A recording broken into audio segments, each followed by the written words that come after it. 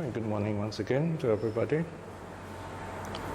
Today is the 10th of November 2019.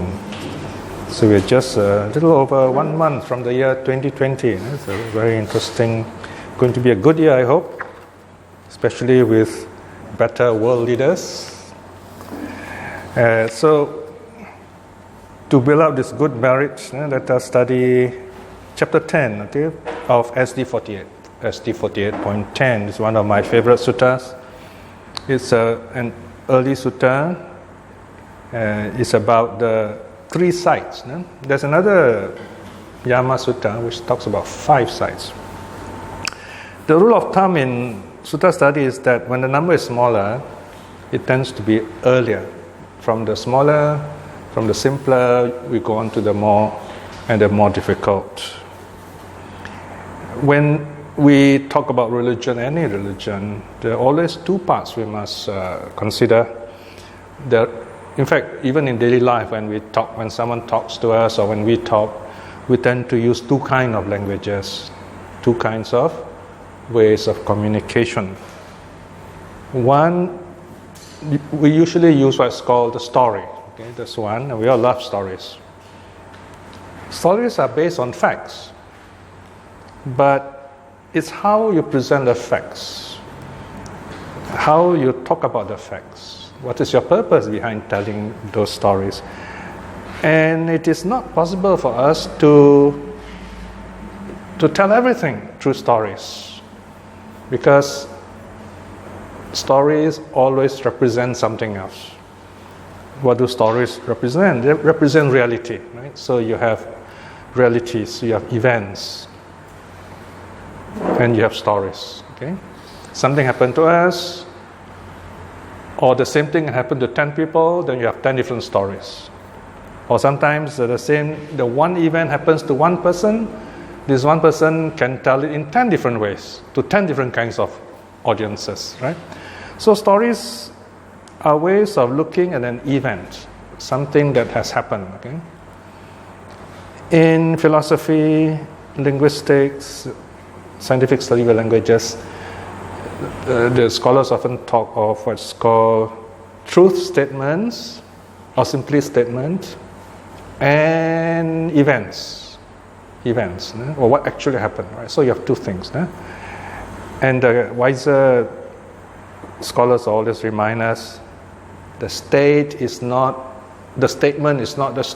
Because state and statement are 2 different things. We have to be very careful to notice the differences and what is a statement trying to say. So you see a lot of this interplay between story and reality in religion, in today's sutta, the Yama Deva Dutta Sutta.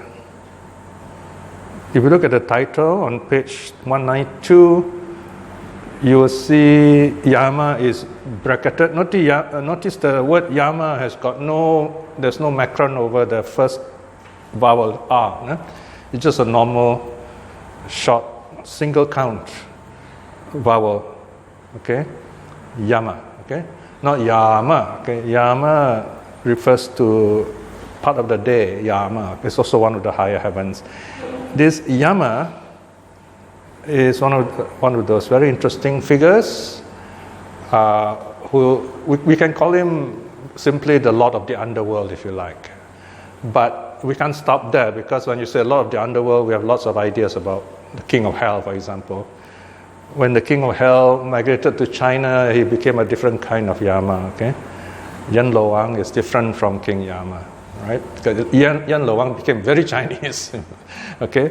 So the different races create their own gods, they create their own demons, they create their own Buddhas, Our interest is to go back to the original Buddha, go back to the historical Buddha, if you like, because we're interested in what is it that he taught.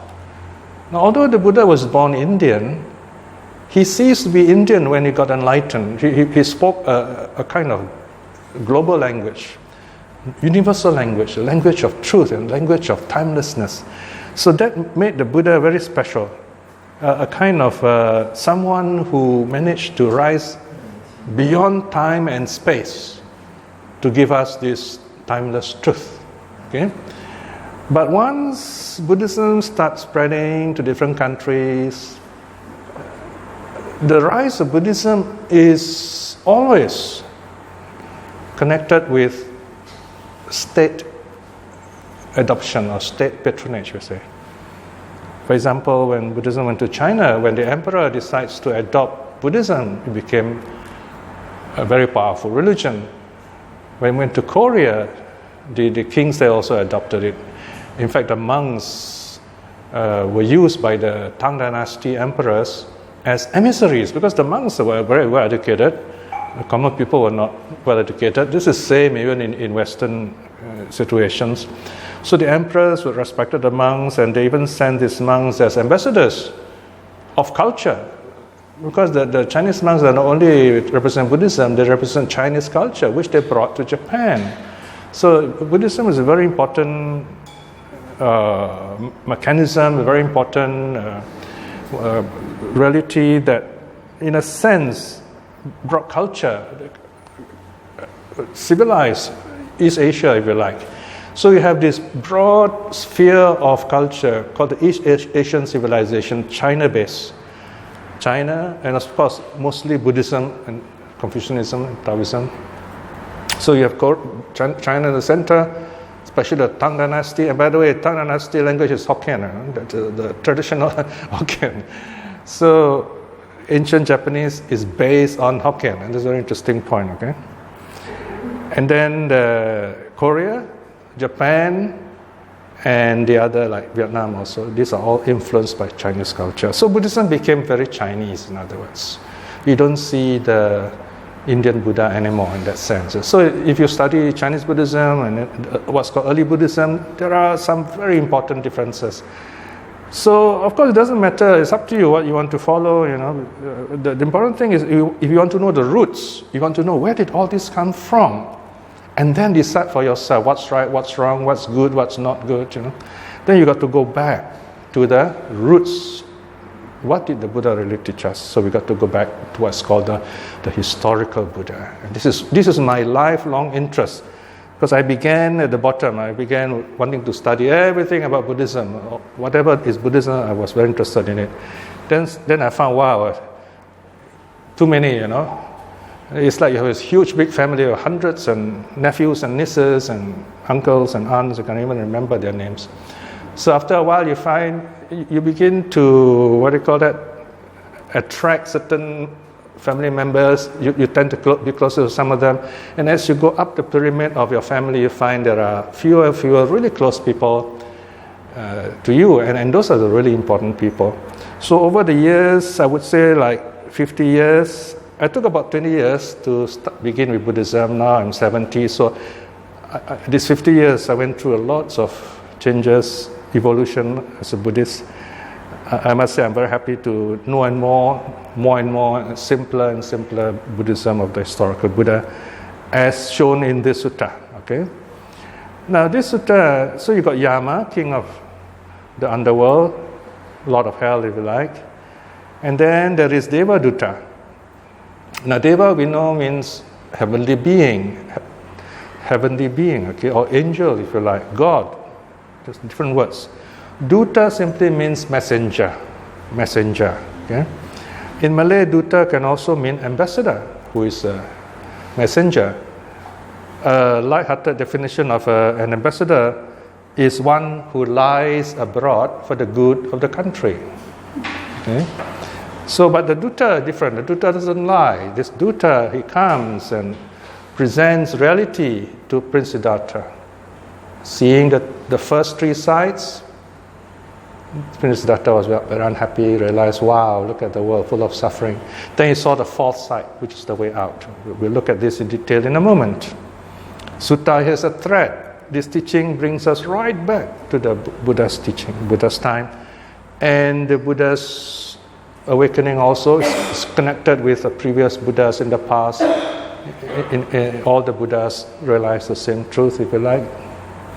So, Devadutta can translate as divine messengers. We will find out from the sutta what does it mean, divine messengers. How did the four sides appear to the young Siddhartha? We'll examine all that in a while, okay? So remember, we have stories and we have real events. Real events is how we tell these stories. It is limited by language. It is limited by our ability to understand. Imagine if I were to teach this on Orchard Road right now. If I can get people to listen to me, fine. But I'm not sure how many of them can really understand what I'm talking, right? So right condition is very important. So I'm very happy that everyone here and you who are listening to me on this video can understand. You're interested. You want to know what did the Buddha teach. And this is a wonderful, civilizing, culturalizing experience. It brings our consciousness to a higher level. It refines our consciousness so that we become the better person. We see greater peace within ourselves, despite the world out there being quite the opposite. So let's start right away with the sutta so that we have a good idea what the Buddha taught about these three messengers or four messengers. The lots of introductory notes you can read. Okay, so the translation begins on page 207. Yama Devaduta Sutta, the Yama Discourse on the Divine Messengers, A3.35. The Buddha begins by saying, Bhikshus, there are these three divine messengers. What are they? Okay, notice straight away you know this is what the Buddha is going to talk about. He's going to talk about the three sides. Here, bhikshus, someone conducts himself badly to the body, that means bodily action, breaking the first three precepts. Conduct himself badly to speech, that's the fourth precept. Conducts himself badly to the mind, represented by the fifth precept. He, having conducted himself badly to the body, to speech, through the mind, with the body's breaking up after death, is reborn in a plane of misery, a bad destination, a lower realm in hell, basically a suffering state. No? Now notice how the Buddha answers this. He begins right at the beginning. He doesn't give a short answer. He's giving a complete analytical a survey. He says that we have three doors of action, three karmic doors, or three doors of karma. Another way of putting it is our thoughts, our intention is expressed in three ways. Okay? Now let's say you just heard of this class and you never come to this class before and you really want to know about death, about life, about Buddhism. So this thought comes to you, you say, wow, what is death? Eh? So, and then I want to know. Now that I want to know is called intention. Okay? That means your mind decides to do something for itself. I want to know. And then you say, okay, you ask someone, say, hey, where can I learn this? Right? So that also is motivated by intention, just the speech. It is a speech that makes you want to know. It is very good intention. And then the person say, oh, why don't you come for this class, for example, right? Then you actually come here. So that's a bodily action. Body, speech, and mind, they work together. So these three actions are called karma. Karma means any kind of action that's intention, good or bad. Okay? If the intention is good, results also good. Intention bad, result also bad. Think of this in terms of like a habit that we regularly do. It's not a one-to-one thing. It's like when you exercise. You do your push-up, you do your pull-up, you do your walking, etc., all the kind of things. I mean, your muscle don't pop up suddenly, you see. It's over time. And then you find you're healthy. You feel good, right? So it's like that. You habitually maintain this kind of karmic health, then you'll be happy.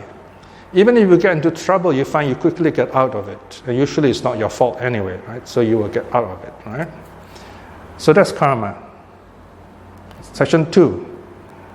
He, that is you and me, having conducted himself badly through body, through speech, through the mind, with the body's breaking up after death, is reborn in a suffering state. Okay, so if you do bad deeds, you are reborn in a painful state.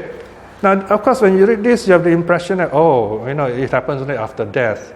But not so, okay? It's not just after death. It also happens right now. Because when we do something bad, if you are a good person, you don't feel easy about it. You think about it, you say, wow, I should not do this, And you try to make amends, you try to correct it. So that's the good person, right? So remember, karma in terms of habit, rather than cause-effect, rather than reward and punishment, okay? It is much more than that.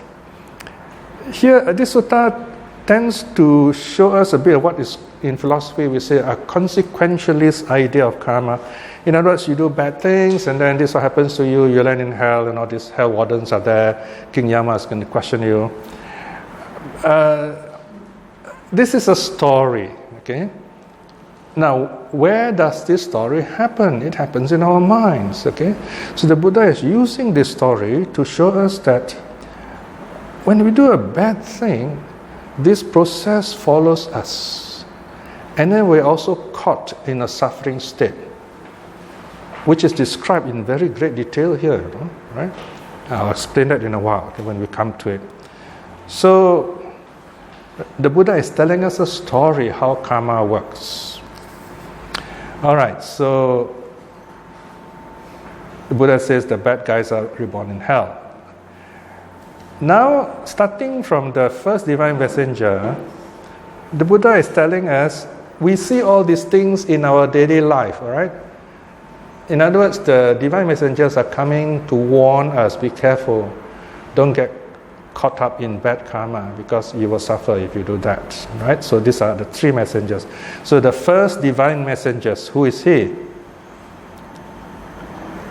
Now, bhikshus, the hell wardens. Now remember, this is a story. I want you to imagine you're watching a TV show, those Chinese movie with hell monsters and so on. If you believe in all those ninja turtles and all that, I'm sure you can allow this story. Just take it as a story and ask yourself, what does it mean? The meaning is very important, okay? For example, the road signs are not important, you see. I mean, they are important in the sense if they don't have a road sign, you don't know where to go. But you don't go down and worship the road sign, say, thank you, road sign, for showing me the way. You see? You see the road sign, and then with your own mind and wisdom, you follow. You go the direction you want to go. Religion is like that. Buddhism is like that.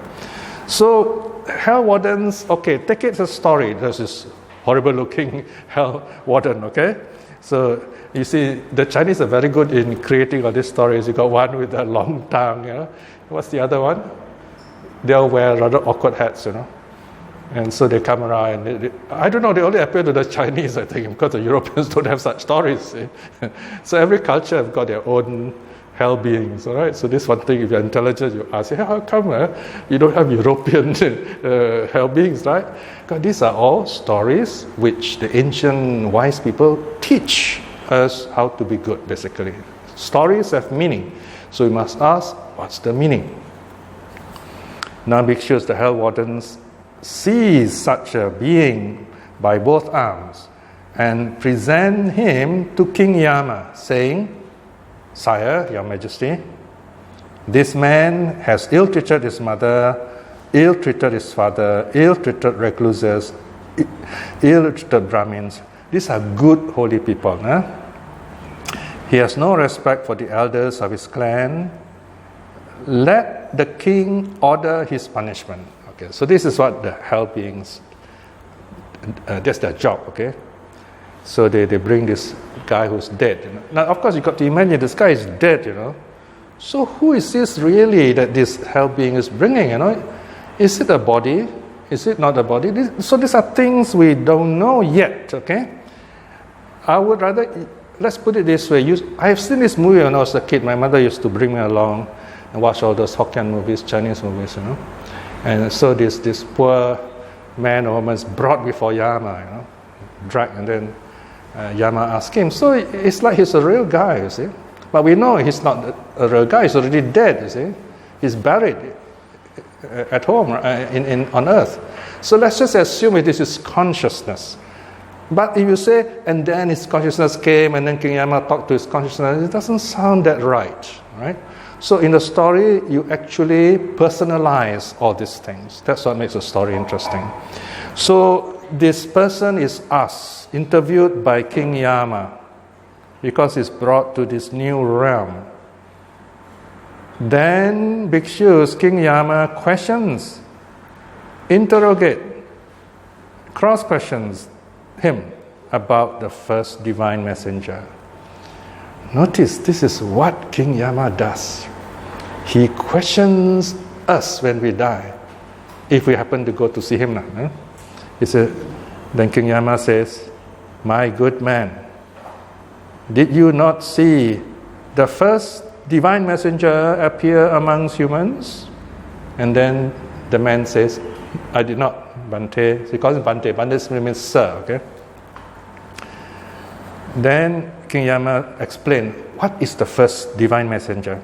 Now they are called divine messengers, why? Because according to the story, they are really angels, they are devas, gods. They come down in the form of an old man, in the form of a sick man, in the form of a dead man, okay? According to the story, especially how Prince Siddhartha saw the first three signs, an old man, sick man, dead man. Just like that, And they're really old man, really sick man, really dead man. So the devas, young devas ordered by the older devas, they go down time for the Siddhartha to see the sights. So he saw all these four sights. And this, why must there be sights? Why couldn't he just see normal old men and so on? Remember, this is a story. I'm sure Siddhartha, being an intelligent young man living in the palace, there are old people, right? Sometimes you hear or read the story of Prince Siddhartha. We are told, after the father was told that if the son sees an old man, sick man, dead man, he will leave the world. He will become a holy man. He won't become king, So the father did everything to prevent the son from seeing any old man, dead man, sick man, dead man, right? So this is the story we hear. Okay? Now, psychologically, this is quite true, The father is protective. The father wants the son to enjoy life and take over his role. Father always wants to do that. He wants the son to follow, to wear his shoes. But in so doing, in being overprotective, especially when the son is intelligent, this son will wonder when he sees reality. So he sees an old man and says, wow, what does this mean? And he sees a sick man. Why is the person different? And this is a dead person. It's even more frightening. Why is this person not moving, not breathing? Then he realized it will happen to him also. It will happen to those people he loves also. Then he gets a shock, what's called a transcendental shock, existential trauma, if you like. So he says, wow, in that case, what's the point of me having all this kingdom and women and music and wealth? He suddenly gave up. And I think this is what happened. There was a story about the monk who sold his Ferrari, if you remember. He probably gave away his Ferrari. I don't know why you want to sell a Ferrari anyway, probably just gave away. Because he saw something at the foresight. So his father is a really rich man, but he doesn't want all that. So notice, even Prince Siddhartha was he came from a very rich, powerful family. If you are already rich and powerful and you enjoy all these fantastic things, joy, wealth and power can ever give, that's when you really will renounce the world, I think. So, but if you are poor, you never really knew wealth, if you renounce the world, then you'll do just the opposite. You might say, oh, I want wealth. As a monk, I'd rather be rich, and that would be rather sad. In fact, that's what's happening nowadays. You see this opposite effect. So, when someone is really rich and powerful and they become very good monks and they practice, then we say, wow, yeah, this person really has seen the three sides. All right, so King Yama now, he asked this person, this dead person who's brought before him, have you not seen the first Deva messenger, divine messenger? He says, no. Then King Yama defines who this old man is. Huh? King Yama says, but the Buddha is talking to the monks, remember? So, my good man, did you not see the first divine messenger appear amongst humans? He says, I did not, Bhante. Then bhikshus, okay, now the Buddha is talking. You must know who's telling the story. This is called a narrator, right? Now the Buddha is telling the story to the monks. He says, then bhikshus, King Yama says this to him.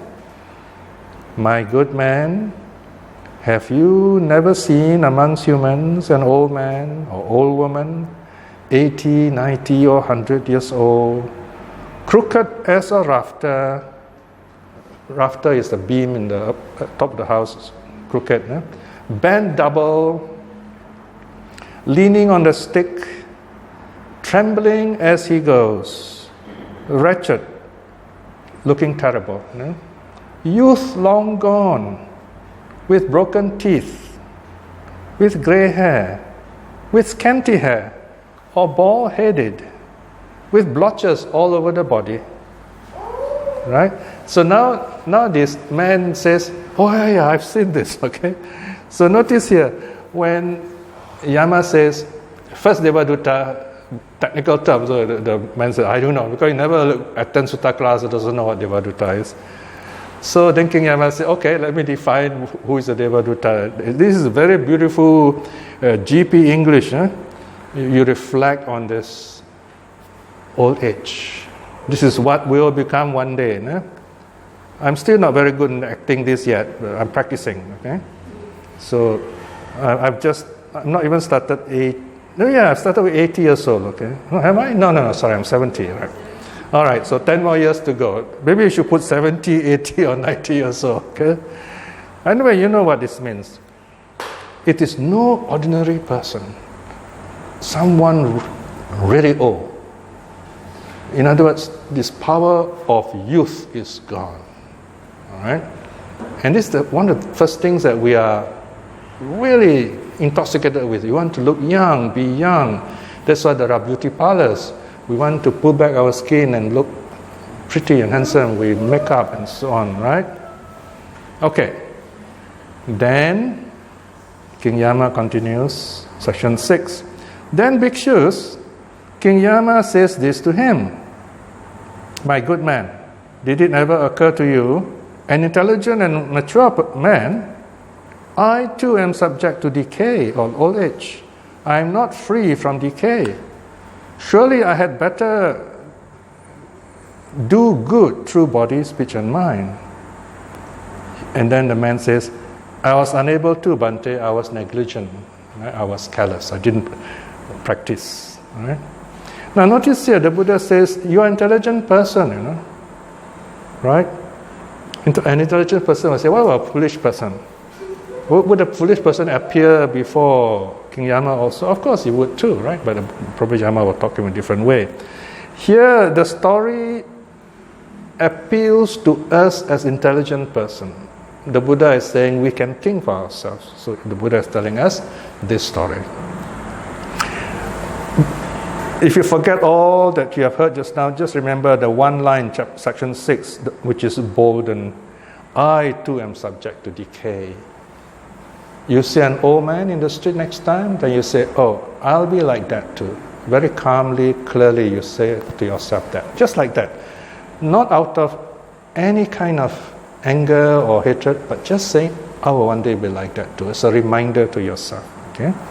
That is called a reality check. That will place you where you are. Then, this is what you will do. Next line. Surely I had better do good through body, speech and mind. Do good through body, speech and mind. Now, take care of myself. Keep the precepts. Okay? It doesn't mean go to temple, Some people have the wrong idea. Oh, therefore I must go to temple. Not just that, The real meaning is I must be a good person. You don't go to temple so you can still be a good person. Surely I had better do good through body, speech and mind. Whatever I think, act and speak should be good, happy, true. He says, I was unable to, Bhante, I was negligent. So this man was careless. So he has to appear before King Yama. Then King Yama says, section 7, then Bhikshus King Yama says this to him, my good man, through negligence you have failed to do good through body, speech and mind. This, my good man, will surely work on you according to that negligence. So the Buddha said, King Yama says, well, when you're careless, this is what happens. It will hit back.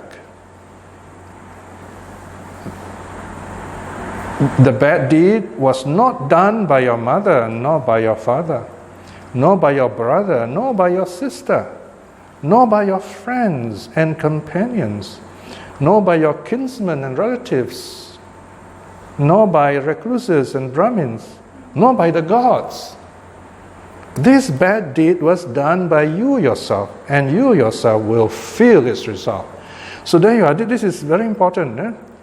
Other religions will tell you, oh, someone else did this. You go fortune teller will tell you, oh, your neighbor did this, You got to throw back all that bad luck to him and so on, right? That's the stupid way of the world, okay? The Buddha said, we are responsible. We are accountable for our true happiness. You are the one. You can change yourself. So this is the message. This is why intelligent people today love Buddhism, because Buddhism teaches you, you can do it. You are responsible. Don't blame other people. You can change things. So imagine if there are more and more of you, wow, a lot of good people, then we are truly happy. That's the meaning. All right, so this is the meaning of the first messenger, the old man, right? So it's not just an old man, it's a symbol of impermanence. Now the second divine messenger. Then after questioning, interrogating, cross-questioning him about the first divine messenger, King Yama questions and so on about the second messenger. So now, just have you seen, my good man, did you not see the second divine messenger appear amongst humans? Then the man says, I did not, Bhante. Section 10. Then Bhikshus King Yama says this to him, my good man, have you never seen amongst humans a sick man or sick woman, afflicted, suffering, and gravely ill, lying foul means dirty, smelly, in their own excrement and urine, lifted up by some and set down by others?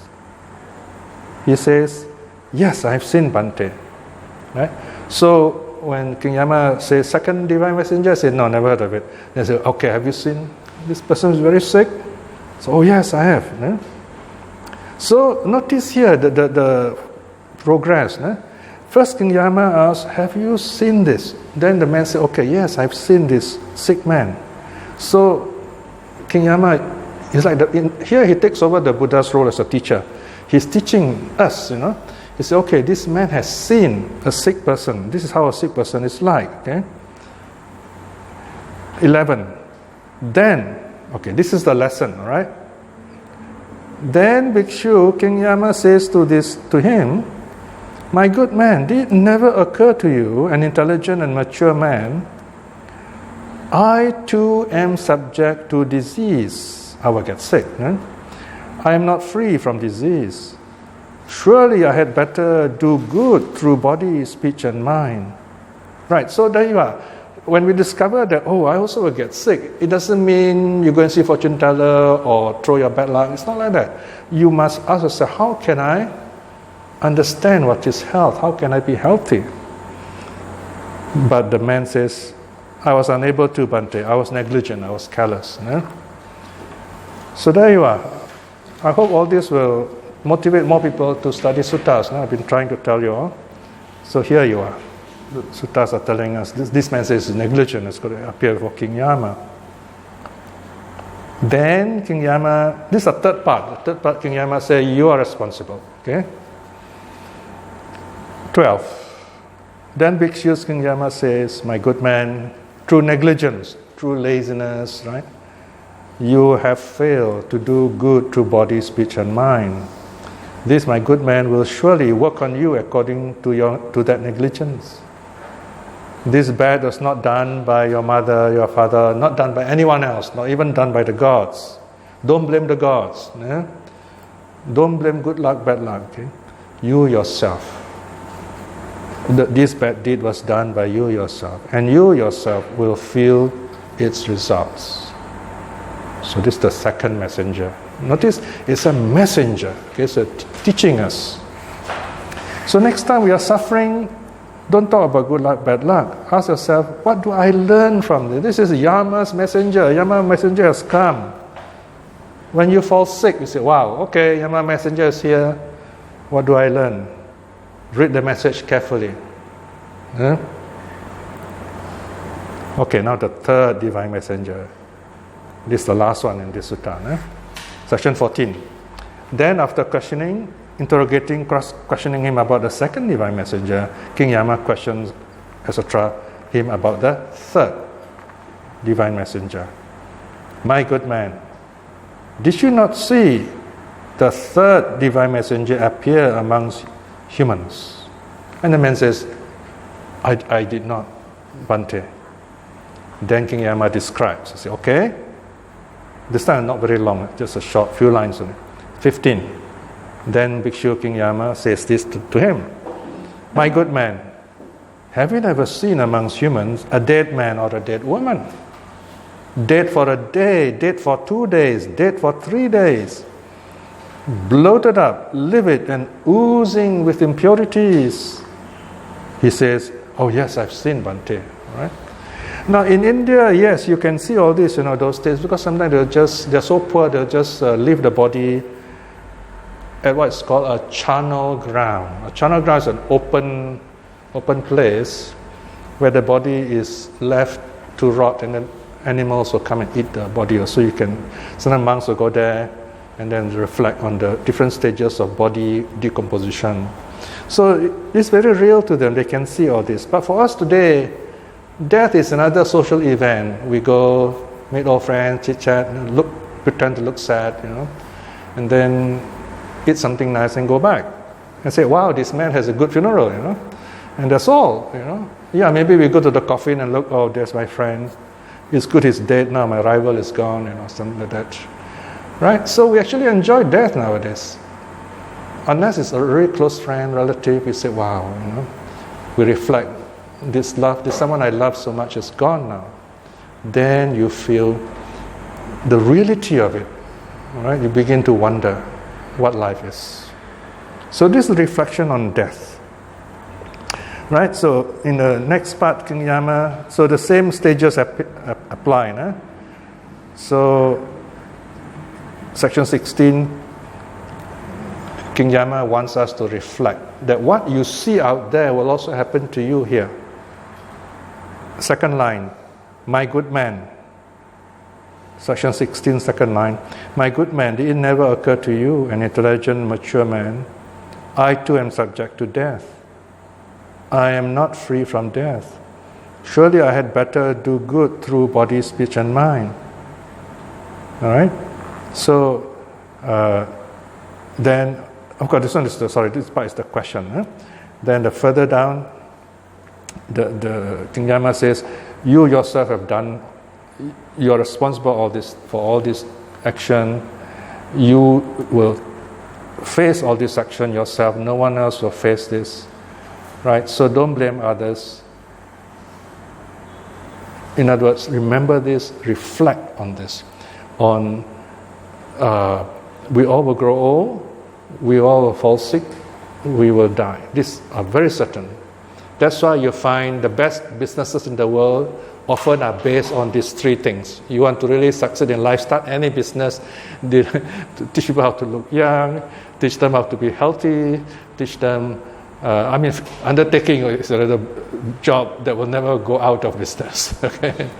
So these are the three things that are very true in us, in our lives. So King Yama, what was King Yama doing here? He is an interviewer. Notice up to now he doesn't punish. This is very interesting. This is the original Yama. Right? From first time Yama ever appeared in our human civilization. Now, to once again, notice section 3. On page 208, section 3, last line, you have these hell wardens, okay? The hell warden dragged the dead man in front of King Yama, and then King Yama questions him, all right? But the hell warden says, let the king order his punishment, all right? This sentence is very strange, because in the rest of the sutta, you find King Yama never order any punishment. King Yama falls silent, okay? King Yama, if you look at the page that we're going to study now, page 211 this time, the heading, can you see? Just above 19, King Yama's silence. King Yama doesn't say anything. After he has questioned the dead man, he let's say we are the dead person is better. He asks us, have you not seen an old man, sick man, dead man? Have you not asked yourself what's the meaning of this? That I too will grow old, will fall sick, will die.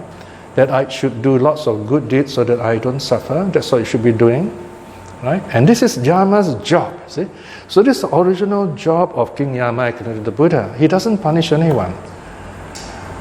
Who punishes the dead person? Of course, you can say from this story it will be the hell wardens, right? Now, if you're intelligent, especially in Sunday school, you get intelligent kids. I love these intelligent kids. When they ask very difficult questions, you hate them for a while, but after that it's okay.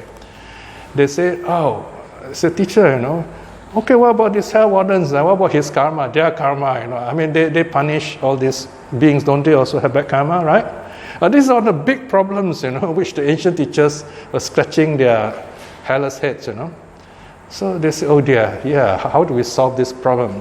Do the hell beings create bad karma by punishing these dead people, Dhammapala came up with a brilliant solution. Dhammapala is one of those commentators. Buddha Gosha did not come up with this. He was too busy with the Mahavihara. So Dhammapala said that they were probably yantras, they were mechanical beings. They are not really humans.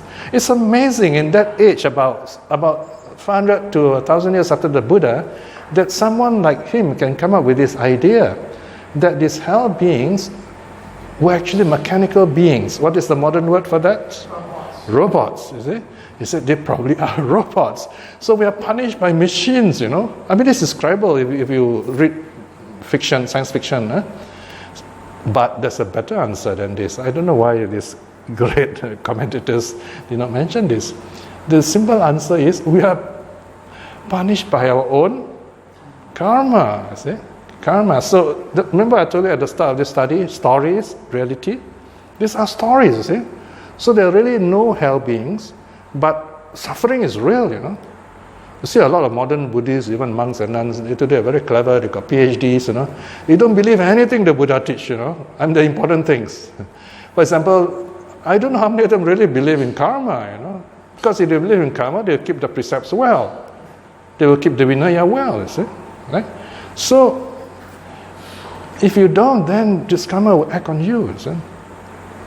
King Yama will question you, right? So we got to ask ourselves, what did the Buddha really teach and how to practice this? So karma is a very important teaching, right? Now there's a bit more to go. We're going to end this. King Yama becomes silent. There's nothing more to say. He has done his part. Okay? 19. Then after questioning, interrogating, cross-questioning him about the third divine messenger, King Yama falls silent. Now the hell wardens torture him with a fivefold pinion. Okay, all these terrible sufferings, I did not teach this to a Sunday class, But these are what the kings would do in ancient times when the kings would torture their enemies. Why? To assert their authority, to make the people fear the king. Of course, nowadays you got international law. So this is cruelty to other humans. You're not allowed to do this. But those days they did. For example, what's called a five-fold pinion. They drive a hot iron rod through one hand and then another red hot iron through the other hand. They drive another red hot iron rod through the one foot and another red hot iron through the other foot. They drive another red hot iron through his belly. So there's five spears. No? Then he is suffering sharp, piercing, racking pains, yet he does not die. See, this is the terrible part. He does not die. So long as the result of that bad karma is not exhausted. So notice there is a hint already. As long as the karma is there, we suffer. Right? So although our modern Buddhists may not believe in karma in this way, or they don't believe in hell, I would say the pains of hell are very real. The hell as a place may not be real, but hellish pain are very real. Sometimes when we are sick, we suffer pain. It's very real. All right. So there are two kinds of pain: bodily pain, mental pain. We may be able to deal with bodily pain, but mental pains are worse. All right. Mental pain causes really bad pain. So remember, this is what hell is about. This is the old way of talking. Modern way, we talk about how the mind works. Right? Okay, so now we have this list of suffering, 22. Next, the hell wardens throw him down and pare him with axes. Pare him, that means remove his skin with axes. And he suffers pain, but he does not die. So this one repeats itself. 23. Next, the hell wardens set him upside down and pare him with azes. So go on torturing him, cutting off his skin. But still he doesn't die, suffers the pain. 24. Next, the hell wardens harness him to a chariot and drive him back and forth across a fiery, glowing ground. This is what the ancient kings would do. But still he doesn't die, he suffers the pain. 25. Next, the hell wardens make him climb up and down a great mound of fiery, blazing, glowing coals. And he suffers pain, but still doesn't die. 26. Next, the hell warden seize him and plunge him headfirst into a fiery, blazing, glowing metal cauldron, big pot. This is what you see in the Chinese stories. No? He is cooked therein in a swirl of froth. And while he is in there in a swirl of froth, he is swept now up, now down, now across. Yet he does not die, suffers pain.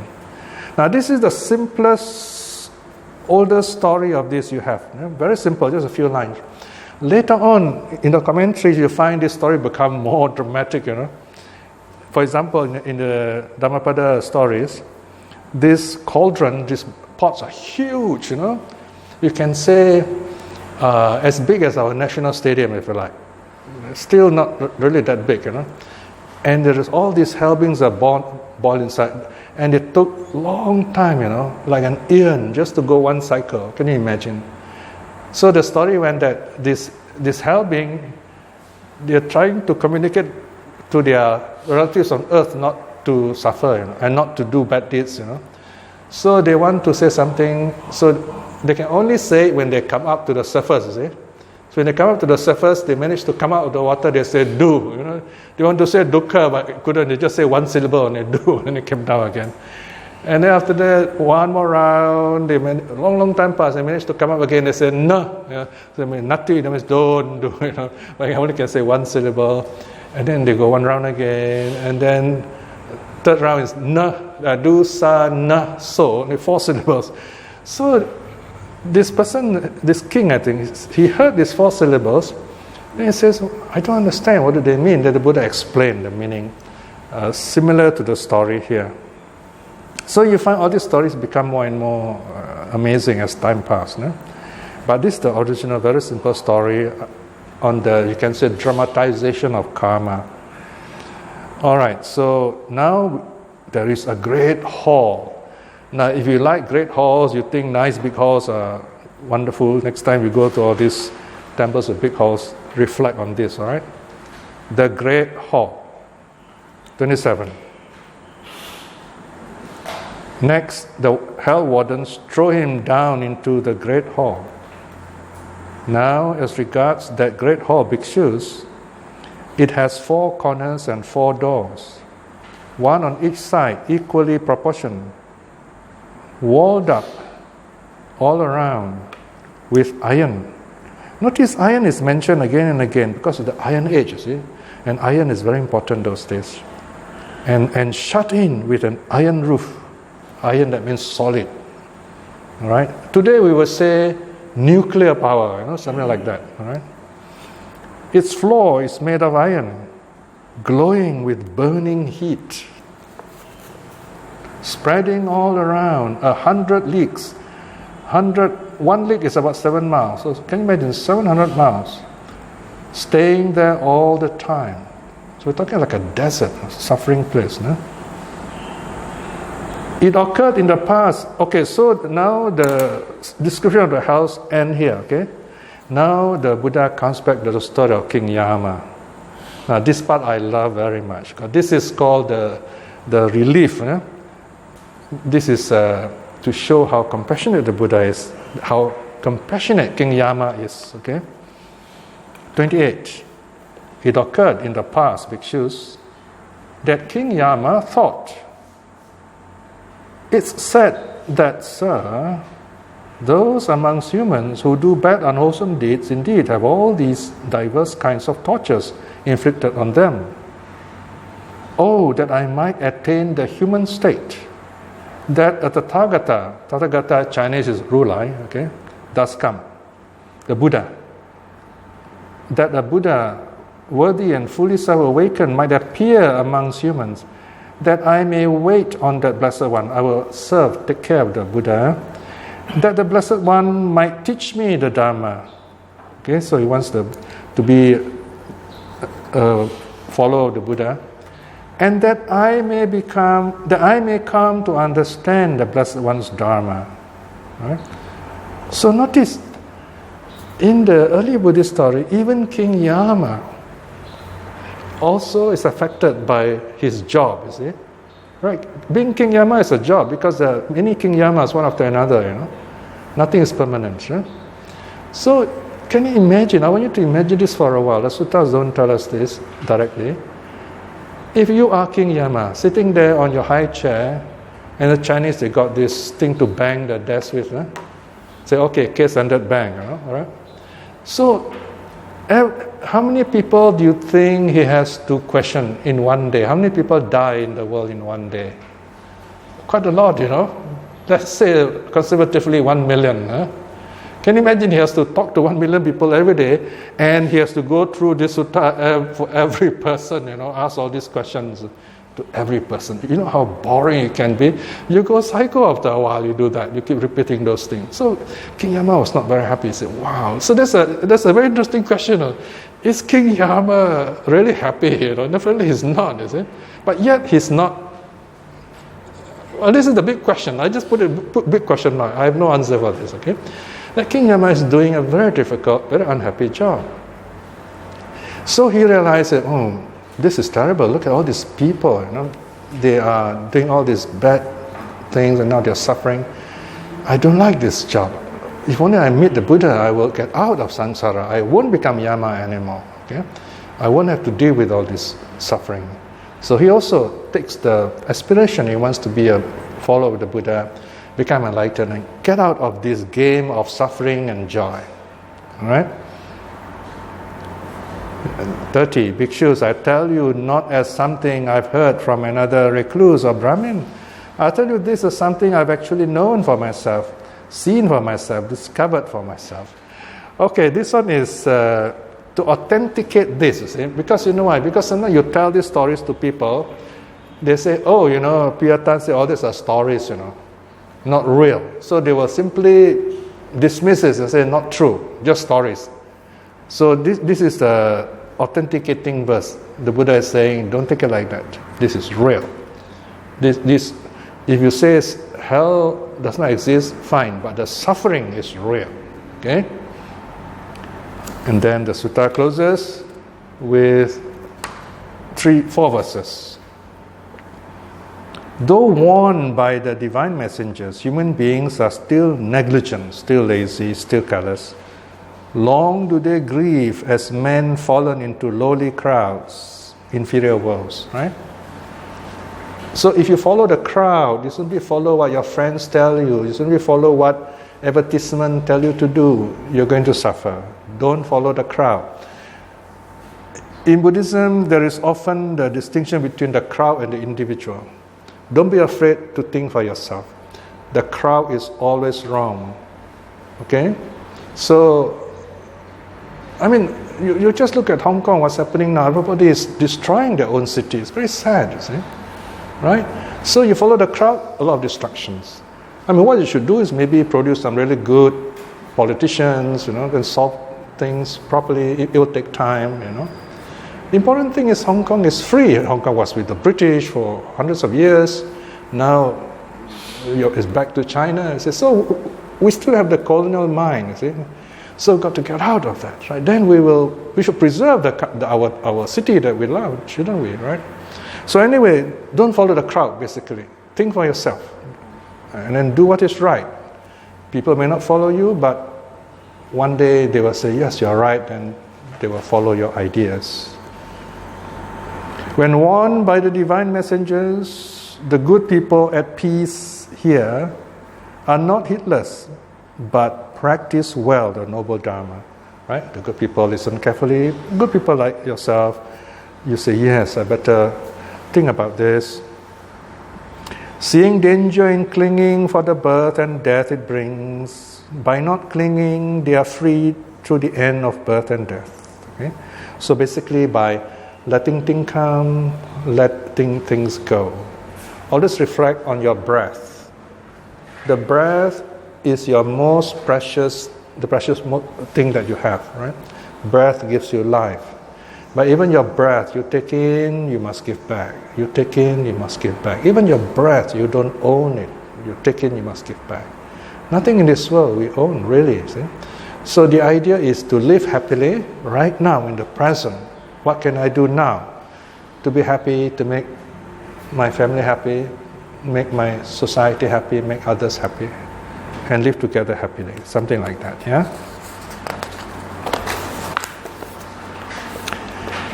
Happy are they who have attained the secure, the truly place which is safe and free from suffering, that's nirvana, perfectly cool here and now, beyond all hate and fear, having overcome all pain. So this is the Buddha's description of nirvana, okay? No hate, no fear, no pain. And the sutta ends here. Why did Yama keep calling this man my good man when he joined them? Oh, I mean, you go to court, right? I mean, you address even your opponent in a polite way, isn't it? I mean, this is literary language. Literary language. And also, on a deeper level, that he can be good, is it? He can be good. So this was why Yama is saying, my good man, right? So it's not being sarcastic. It's also the Indian way of addressing each other politely. Okay, so I want to show that King Yama is not presented to be a violent king. See, when he went to China, he becomes just like the judges of the emperor anyway, very different. But here he's that person who looks at all these suffering beings, and he asks himself an existential question: why might all these people be like this? You know, I had one friend who became a lawyer. He was in a university, I was teaching him Buddhism, and after that, like 10 years passed, I met him again. He was so happy to see me. And then I said, how are you? He said, I think I'm going to give up my job. He says, all that I'm doing is making money for the rich. He actually gave up the job. After a while, he did something else. So at least he thought about it himself, He said, wow, I don't think I want to do this. Right? So what I'm saying is, when we begin to question things, we see a different side, a new side of it, and then we learn from that, basically. So King Yama is like a mirror to us. In fact, you face this mirror, and then all your karma appears there, something like that. Okay? All right, does that answer your question? Okay, anything else? You can ask other question also, no? Yeah. What about this word? Was the bad guy who say, to the questions of Yama, and he refers to Yama as Bante. Oh, it's just sir. Malay say tuan, just addressing sir. Just so it is a dialogue. Yeah, I'm just like Lord. Yeah. No. Bante it's a common word. It just means sir. All right. So yeah, because every time we hear sutta, it's always the Buddha is addressed Bante, but monks also address Bante. The servant also will address the master as Bante. I got lots of old students who still call me Bante also. It simply means sir. Like Malay is tuan, Yeah. Yes, anyone? Anything else? I think I have one more. Yeah, sure. I don't know whether it's a question or observation. This is really quite, and just before the concluding verses, where Yama says, that our mind attain the human state. Right. So it's quite clear that the human state is a marvelous state. That Yes. King Yama wants to be a human being. The human state is like in between the suffering state and the holiday states, those enjoyable states, you see. It's a learning stage. We can learn, we can change, we experience different aspects of life, so we can make a choice. Whereas once you are in hell, you have no choice. When you are in heaven also, you have no choice, you see, in a manner of speaking, right? But as a human, you can choose goodness or wrong. When a person dies, we wish good rebirth to the deceased. Then good rebirth is as a human in the next life. Yes, that'll be good. Yeah, may you meet the right conditions for learning the Dhamma, understanding true reality. That'll be good. Yes, yeah. That's why sometimes we forget. We say such nice things, but actually it's not really helping the dead. But so you say, may he go to heaven or whatever, but then it's not learning anything in heaven. Right? And after that, from heaven you go straight down to hell. So it's not very helpful. So it'd be wiser to say, may he be reborn in very good conditions where he can learn the teaching, be happy. So in that sense, human conditions are good. But even in the Deva world, you can still learn Dharma, but it's more an exception than the rule. Though. Okay? Other questions? So you say this is your favorite sutta? Yeah, it's quite direct, quite simple, and it tells you in a story way. And then the part I like is that King Yama himself said, "Okay, I think I find this job really not happy. I want to become enlightened myself." I think that's a very wonderful statement. It shows that even this being who is supposed to be in charge of punishing others, he has compassion. See? I mean, you don't see much. You rarely see this in other religious literature. They don't talk like this. Of course, later on, the painful part is highlighted. So this very compassionate aspect is missing. That's why we must not forget the sutta. That's all. No more questions. Okay, that's nice. We are coming to the end of the sutta, and the year also is ending. Yes? So very soon 2020 is coming. All right. We have about 4 suttas more. All right, let us close with a short reflection. Now, from listening to the sutta, I'm sure you have a good idea that while we are still humans, especially when we are able to learn, we know the Buddha's teaching, we are in a very fortunate state.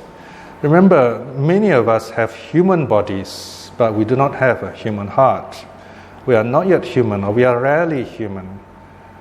Coming here definitely makes us human, especially when we study the suttas.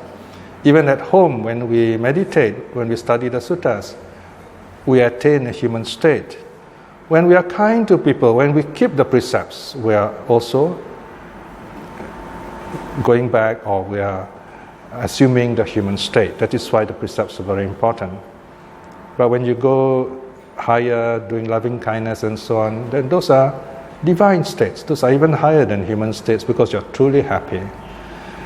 So these are choices we have to look at all the good that we can do. Why do bad when we can do good? Why suffer pain when we don't have to? It's quite simple as that, really. This is what the Buddha is trying to tell us. Reflecting in this way is very happy and good karma. Reflecting in this way, may we be strong and wise in choosing the right path, especially aspiring to attain at least stream winning in this life itself, so that our life is meaningful and purposeful, making more and more people happy. By all this good we have done, may our relatives and friends to be well and happy. May those who are practicing diligently on the Buddha's path awaken in this life too. And may those who are lost and having difficulties with the teaching to see the true teaching in this life itself. May all beings be well and happy. Sadhu, sadhu, sadhu.